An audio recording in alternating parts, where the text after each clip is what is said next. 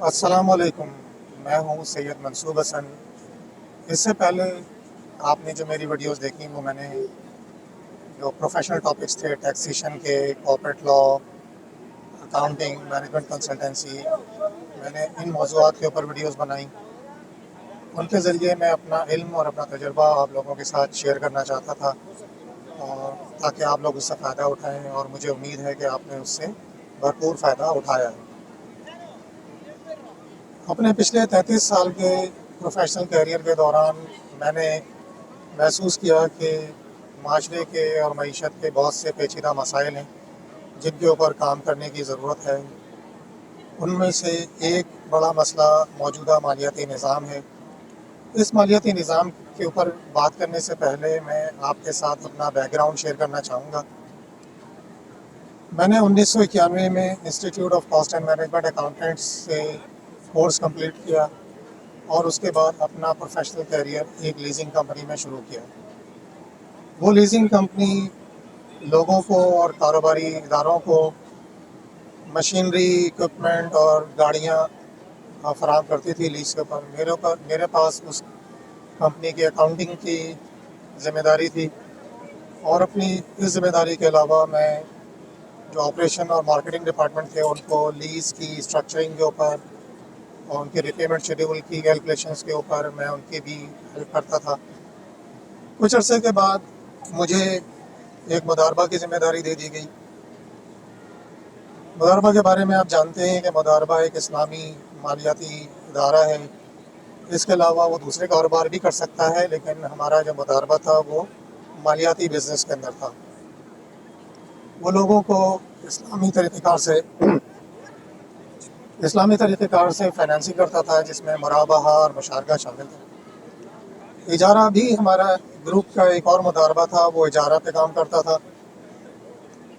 وہاں پر میں نے دیکھا کہ جو مرابحہ اور مشارکہ کی جو اسٹرکچرنگ ہے، جو ایگریمنٹس جس طرح بنائے جاتے ہیں، اس کے اندر بھی وہی فکس ریٹ استعمال ہوتا ہے، وہی فائنینشیل کیلکولیشن استعمال ہوتی ہیں جو کہ دوسرے مروجہ مالیاتی اداروں کے اندر کی جاتی ہیں۔ صرف کچھ اصطلاحات کا اور معاہدات کا اور کاغذات کا فرق ہے، باقی تمام چیزیں وہی ہیں جو کہ مروجہ مالیاتی اداروں کے اندر ہیں۔ اس کے علاوہ ہمارے مداربہ نے کچھ واقعتاً 100% بلا سود بزنس کے اوپر کام کیا تھا، جس کے اندر ایک شو روم کے ساتھ ایک یا ایک سے زیادہ شو روم کے ساتھ جو ہے وہ یہ جوائنٹ وینچر کیا کہ جاپان سے ریکنڈیشن گاڑیوں کو امپورٹ کر کے بیچنے کا۔ مداربہ کے پاس ذمہ داری تھی کہ وہ اس کے اندر جو ضروری فائنانس ہے وہ پرووائڈ کرے گا۔ شو روم کی ذمہ داری یہ تھی کہ شو روم اس کو امپورٹ کرے گا، اس کو کلیئر کرائے گا، اور اس کے بعد اس کو مارکیٹ میں بیچے گا۔ تو گاڑیاں بیچنے پر ہمیں کچھ گاڑیوں میں نفع بھی ہوا اور کچھ گاڑیوں میں نقصان بھی ہوا، جو کہ نفع و نقصان کی شرح جو طے ہوئی تھی اس کے مطابق وہ شو روم کے درمیان اور مداربہ کے درمیان شیئر ہوا۔ کوئی انٹرسٹ کی کیلکولیشن اس میں انوالو نہیں تھی، وہ واقعتاً 100% بلا سود طریقہ کار سے یہ کاروبار کیا گیا۔ اس کے علاوہ باقی جتنے بزنس تھے ان سب کے اندر وہی فکس ریٹ اور وہی فائنینشیل کیلکولیشن شامل تھی جو کہ کسی بھی مروجہ مالیاتی ادارے کے اندر ہوتی ہے۔ یہ سب دیکھ کر میں نے فیصلہ کیا کہ میں بلا سود مالیاتی نظام کے اوپر کام کروں گا، اور میں نے اس پہ کام شروع کیا، اور 1993-94 کے اندر میں نے ایک بیسک ماڈل بنا لیا تھا۔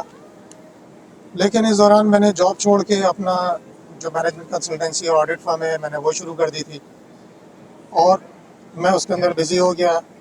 اس دوران حکومت پاکستان نے فیصلہ کیا کہ پاکستان میں اسلامی بینکاری کو رائج کیا جائے۔ سن 2002 میں پہلا اسلامی بینک جو ہے وہ وجود میں آیا، اور اس کے بعد مزید اسلامی بینک جو ہے وہ وجود میں آئے۔ یہ تمام جو اسلامی بینک ہیں یہ بھی جو اسلامی فائنینسنگ کے طریقہ کار ہیں، مرابحہ، مشارکہ، اجارہ اور اس کے مختلف اور دوسری شکلیں، ان کے تحت ہی فائنینسنگ کرتے ہیں، اور ان سب کے اندر وہی فکس ریٹ اور وہی فائنینشیل کیلکولیشنز ہوتی ہیں جیسا کہ کسی بھی دوسرے غیر اسلامی मालियाती इदारे के अंदर की जाती हैं।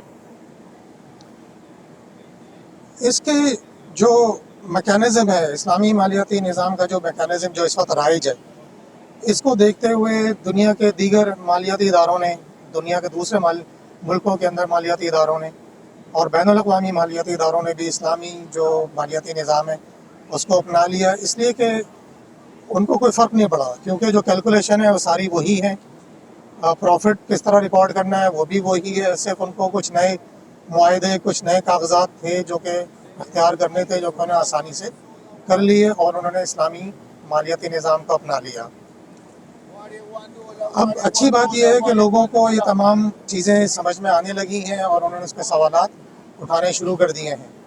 जो लोग इन इदारों में काम करते हैं वो लोग भी समझते हैं कि ये निज़ाम मुकम्मल तौर पे सूदी निज़ाम से पाक नहीं है, इसके अंदर भी वही जो मुकर्ररा शरह है वो इस्तेमाल होती है, वही फाइनेंशियल कैलकुलेशन इस्तेमाल होती है और ये दूसरे मालियाती इदारों से क़तन मुख्तलिफ नहीं है।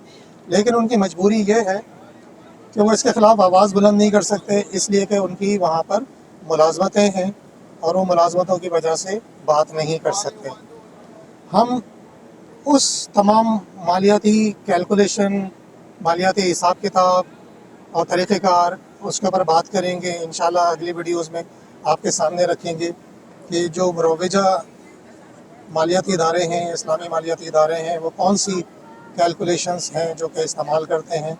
तो आइए चलते हैं अगली वीडियो की तरफ।